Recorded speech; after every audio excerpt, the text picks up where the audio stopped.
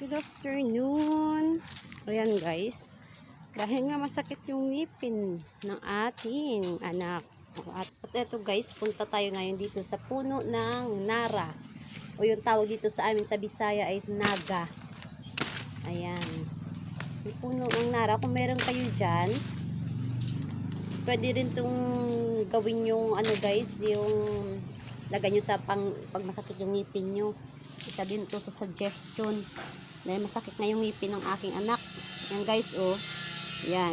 Familiar naman siguro kayo sa Nara na puno. Ayan guys. Tingnan nyo. Yung gagawin. Kasi nga, ilang araw na magang-maga yung mata sa kakaiyak. Yan yung puno niya guys. Ganyanin lang natin. Ayan. Para sa lumabas yung ano niya, yung tagta. Ayan. Tingnan nyo. Suggestion lang to guys ha. Baka naman mag-effective sa inyong mga ngipin. Uso talaga yung sakit ng ngipin ngayon eh. Ayan oh. Pag ganyan nyo guys, hindi pa yan lalabas yung katas niya. Balikan ko pa yan. Ayan.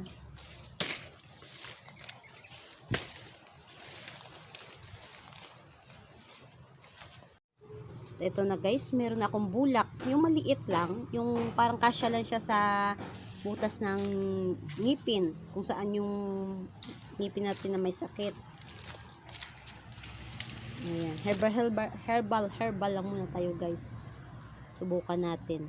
Ayan yung puno ng Nara guys. Maliit pa lang. Ayan oh, nakita yung mamula-mula na yan. Yan na yung dagta niya.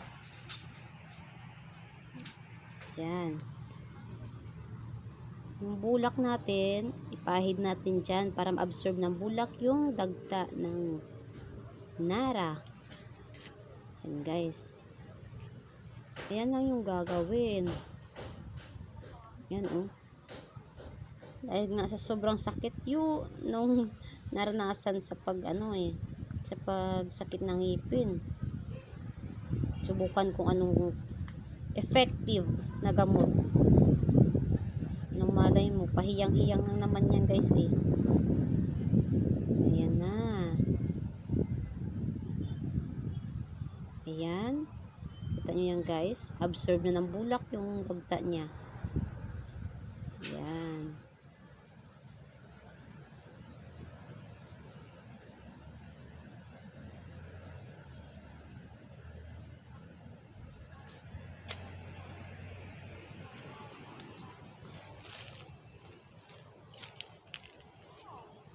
Ito na nga oh. Ayan oh. Lagay na natin. Ayan guys. Oh. Magang-maga na yung mata sa kakaiyak. Lagay na natin yan guys. Diyan sa loob. Sige, ito mo. Ayan. Ayan. Try nyo dito guys. Baka effective sa ngipin nyo. Oh, masakit pa ba? Medyo lamang. Oh, konti na lang daw guys yung sakit ng ngipin niya. Oh, mabisang gamot yun guys. Thank you for watching. Bye-bye.